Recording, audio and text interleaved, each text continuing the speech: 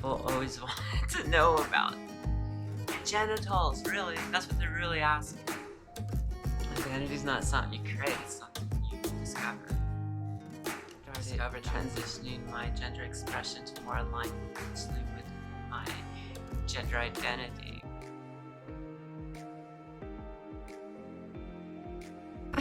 It's Brandi's world, and I'm Brandi MoHo. Welcome to tonight's talk.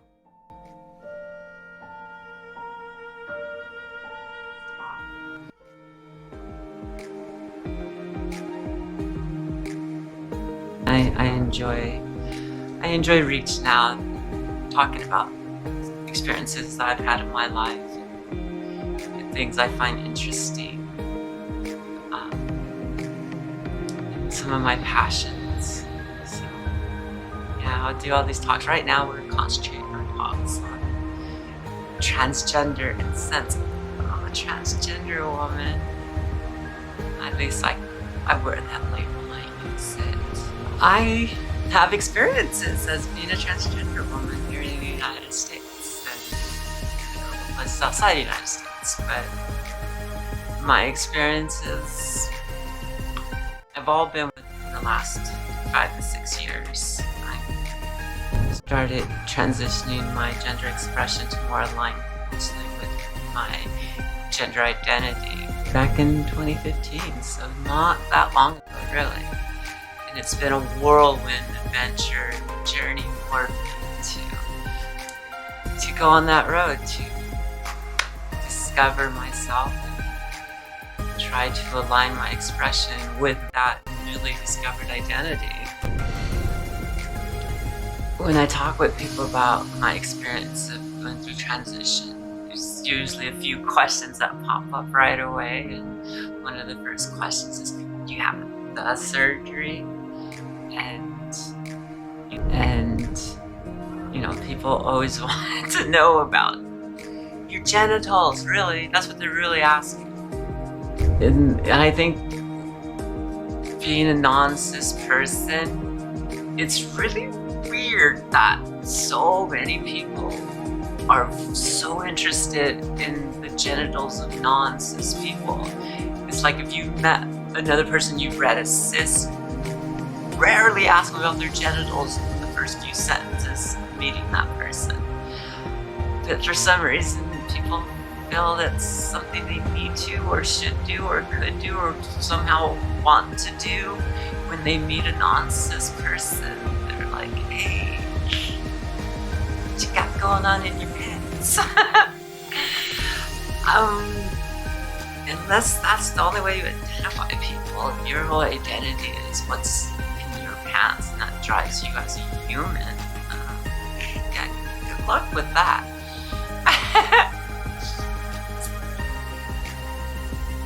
What's in your pants doesn't drive you as a person. I like to give the example. I have interesting conversations when I travel around, and I'll talk with someone who's really not interacting with many people in the LGBTQIA community, queer community, and so they'll always have these interesting arguments, like, you were born X as a male, or born Y as a female, or whatnot. Well, I guess you can use Y for the XY aspect, so that makes more sense. But who cares? It's just an arbitrary assignment to our correlation with sex organs to gender. And neither one is a driving causation of the other. They merely exist within us. They could be dynamic and drastic in their expression and their identity, both your gender identity and your sexual identity.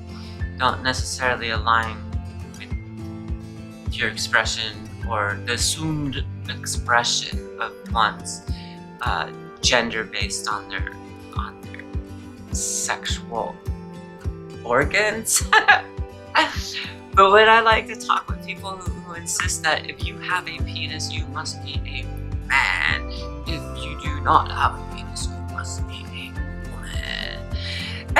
And that's like that binary thinking. It's hard for me to really process because it's such simple thinking to me. And so I was asked the questions. I was like, well, if that's the case, it should always be the case, right? And I would tell the person, so let's make up a character.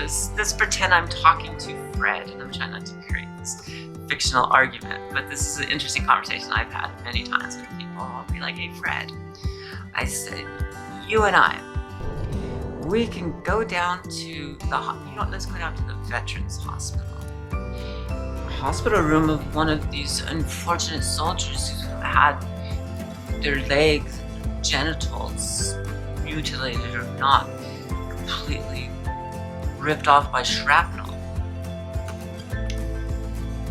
So would you treat that soldier differently because they no longer have a penis? Would you say that their manhood was stripped away from them?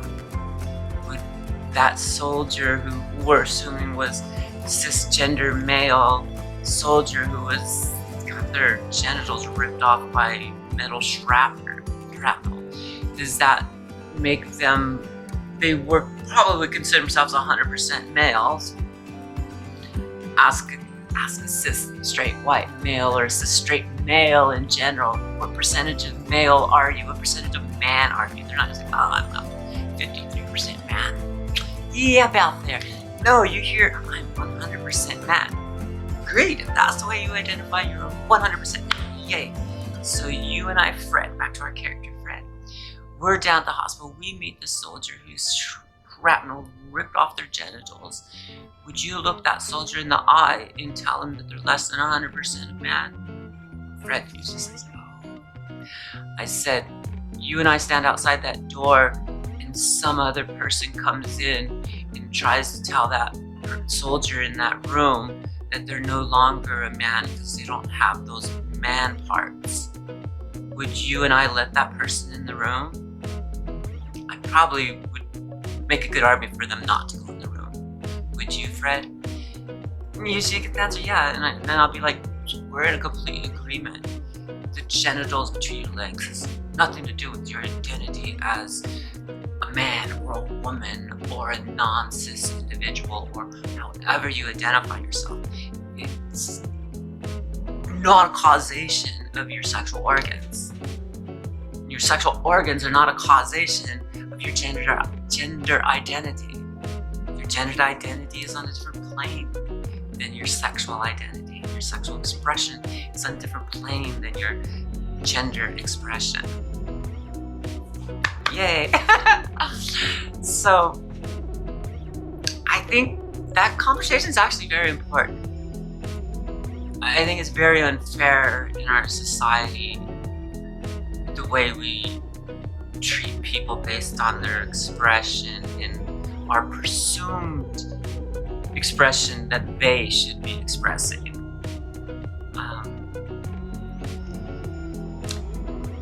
So my point is, because someone's genitals are different than yours, does it make less or more of the same gender identity that you claim or you don't claim?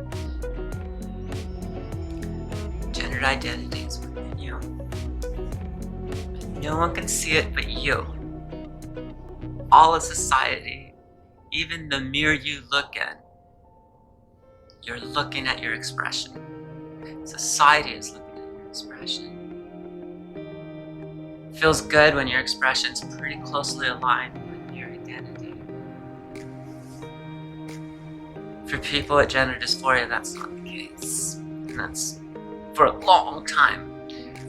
For much of my journey, it wasn't the case at all. They were that expression and identity were so far off. But I'm getting closer. I'm enjoying me. I'm looking in the mirror. I look at society and I see something close. Getting there, closer to my identity. So I just wanted to talk about that message. So hopefully it makes you think a little bit about gender, identity, expression, sexual organs, what they have to do with your identity or even your expression.